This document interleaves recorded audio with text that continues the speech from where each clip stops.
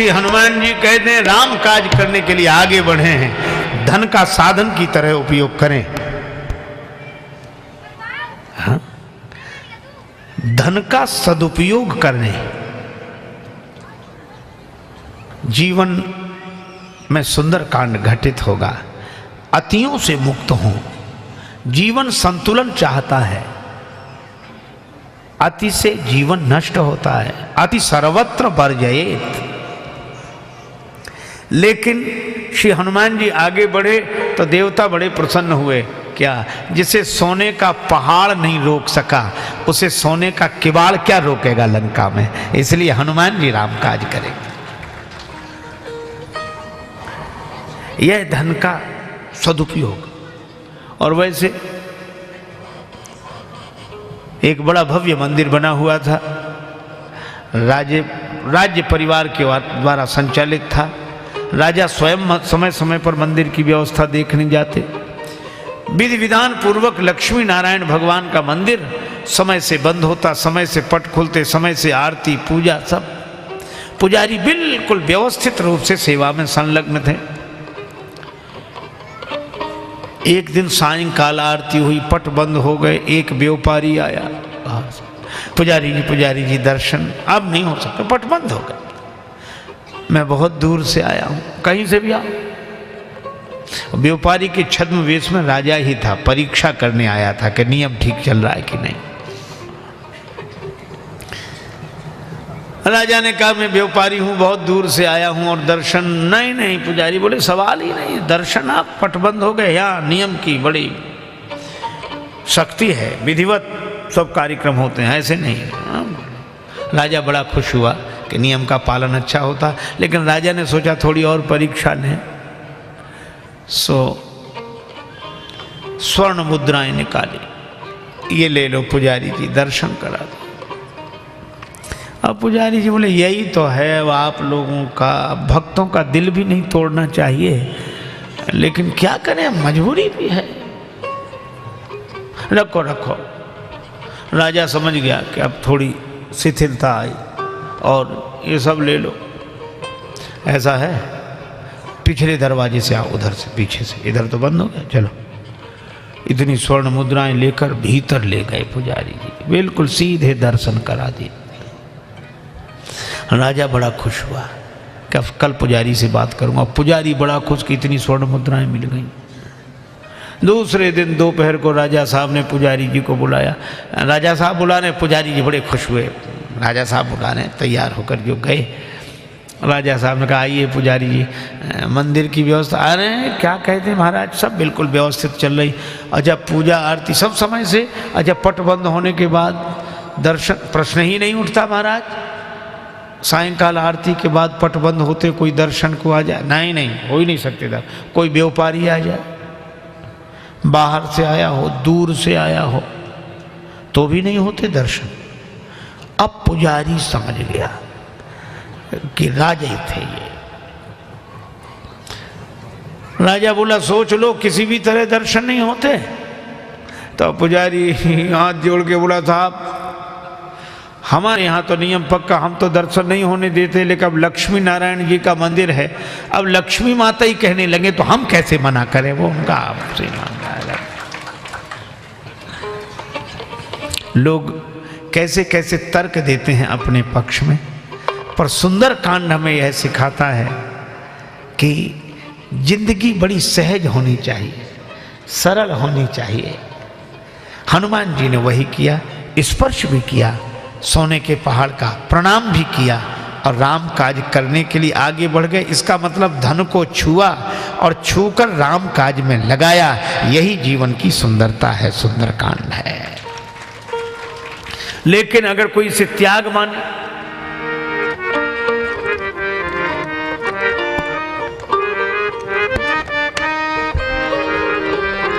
जैसे ही हनुमान जी आगे बढ़े वैसे ही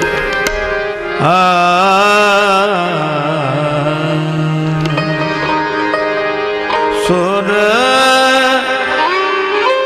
सा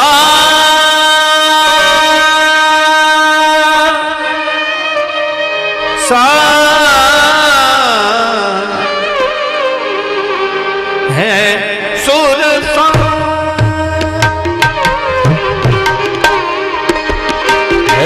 सुरसा नाम अहिन की माता माता माता सुरसा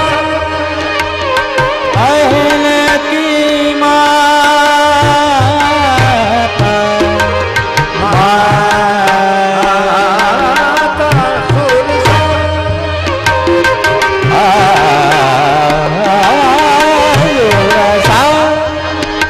नाम अहिन की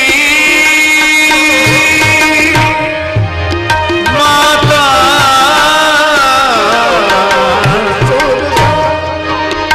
अहिल की माता सुरसा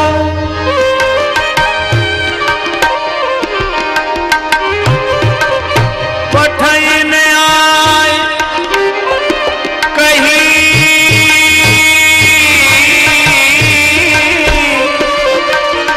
तेहि बाता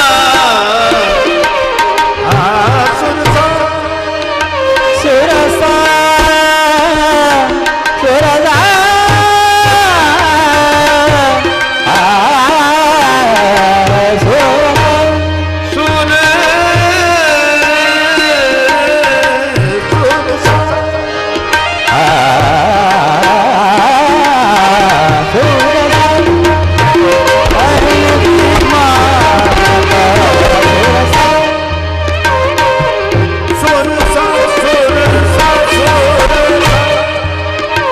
सुरसा सुरसा नाम अहिन के माता पठेन आय कही तेहि बाता। अच्छा देखो कितना सुंदर संकेत है सुंदर कांड का, हनुमंत कथा का। ये सुरसा पहले नहीं आई, जब श्री हनुमान जी ने सोने का पहाड़ छोड़कर आगे की यात्रा की, सोने का पहाड़ छोड़ा तो सुरसा आ गई। इसका अर्थ क्या है कि जब जब कोई त्याग करता है तो प्रशंसा आ ही जाती है। सुरसा माने प्रशंसा। ये सर्पों की माँ है और सर्पों में बड़ा जहर। ये प्रशंसा व्यक्ति के जीवन में अभिमान का जहर घोल देती है। प्रशंसा से अभिमान पैदा हो जाता है। अच्छा आई कब? जब हनुमान जी ने सोने के पहाड़ का त्याग कर दिया। देखो कितनी अद्भुत बात है। साधक के जीवन की सबसे बड़ी समस्या यही है, सामान और सम्मान। कुछ लोग सामान में अटके हैं और जो सामान छोड़कर आगे बढ़ गए वे सम्मान में भटके हैं। अच्छा सामान भी लोग क्यों? लोग कहेंगे वाह इनके पास इतना, अरे वाह इतना और इतना, और जब उनकी वाह वाह होती कि इनके पास इतना, अब हम उतना नहीं कर पाते हैं तो हम दूसरा काम कर लेते हैं। क्या? सब छोड़ दिया। अब इसमें भी वही वाह, इतना छोड़ दिया, वाह वाह वाह दोनों ही जगह चाहिए। सामान वाले भी वाह चाहते हैं और सम्मान वाले भी वाह चाहते हैं। इतना त्याग करने के बाद भी एक आशा तो बनी ही रहती है कि लोग हमें त्यागी जी कहें। बस न कियो मन बसन रंगी, राजस करी बनवास, असन छोड़ आसन गही, अजहूं यश की आस। अभी भी तो कोई सामान में अटके हैं, कोई सम्मान पाकर भटके हैं, और मुझे तो लगता है कि ये दोनों ही समुद्र के बीच में है, सोने का पहाड़ भी और सुरसा भी। इसका अर्थ है कि जो सामान में अटके हैं वे भी और सम्मान में जो भटके हैं वे भी अभी पार नहीं गए, दोनों संसार समुद्र के बीच में ही हैं, संसार सागर के बीच में हैं। सुरसा बोली मैं तुम्हें खा जाऊंगी। आज सुरन मोहे दीन आहारा, आज सुरन मोहे दीन महाराज सुरन मोहि दीन दीन मोहि दीन महाराज सुरन मोहि दीन दीन दीन मोहि दीन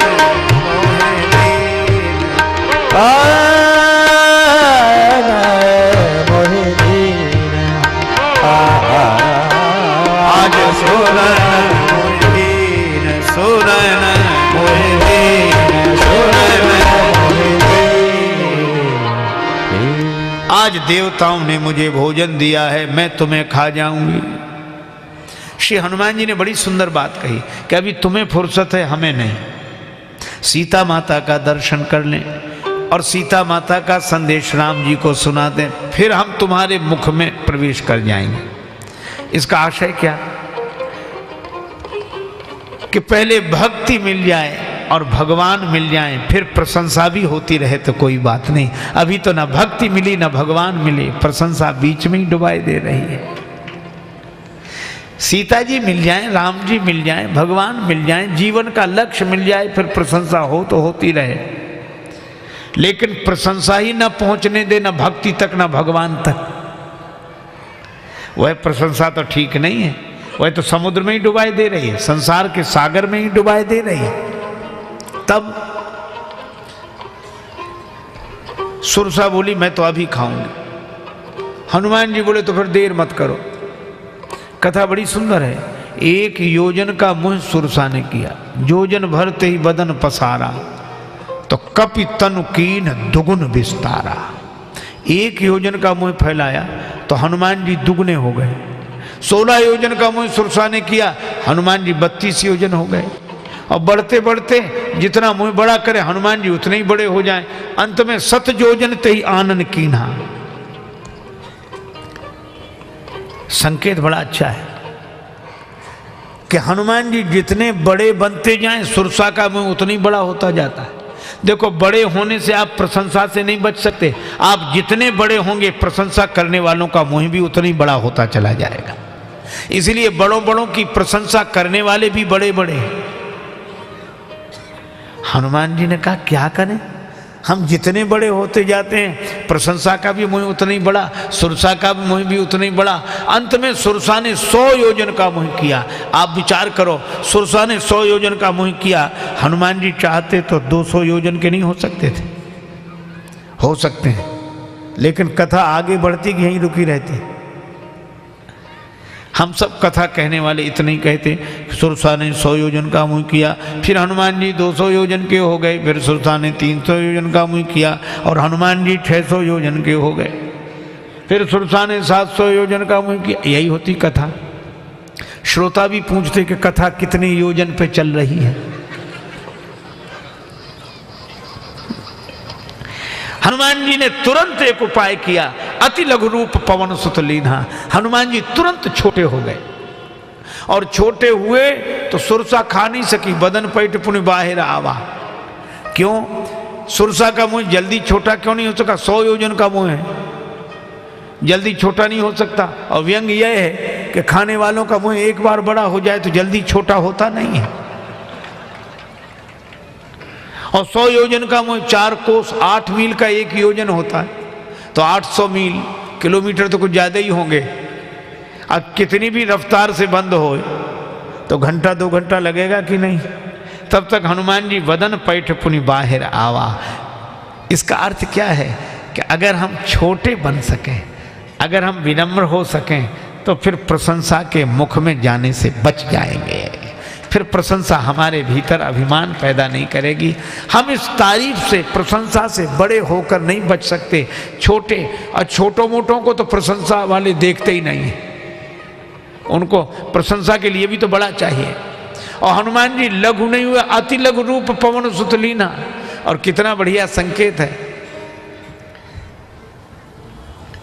नानक नन्हे होए रहो, सदगुरुदेव नानक जी ने कहा, नानक नन्हे होए रहो जैसे नन्ही दूब, बड़े बड़े बही जात हैं, दूब खूब की खूब। नदी किनारे की घास, पानी की तेज धारा आए बाढ़ के रूप में तो घास झुक जाती है, पानी उसे उखाड़ नहीं पाता। और बड़े बड़े पेड़ अकड़े खड़े रहते हैं, उखड़े चले जाते हैं, अकड़े की उखड़े। और झुकता वो है जिसमें की जान है, अकड़ तो खास मुर्दे की पहचान है। और इसीलिए कौन आएगा यहां, कौन आया होगा, कौन आएगा यहाँ, कौन आया होगा।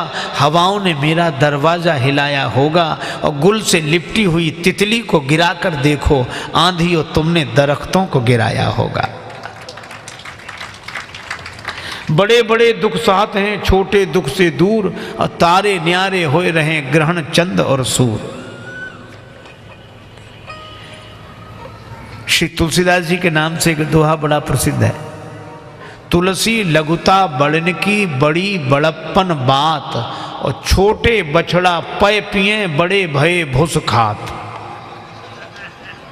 गाय के दो बछड़े, छोटा और बड़ा हो जाए वही बछड़ा तो बैल। छोटे बछड़े को दूध पीने को मिलता है और काम कुछ नहीं, और बैल को दिन भर काम करने को मिले, भूसा खाने को मिले,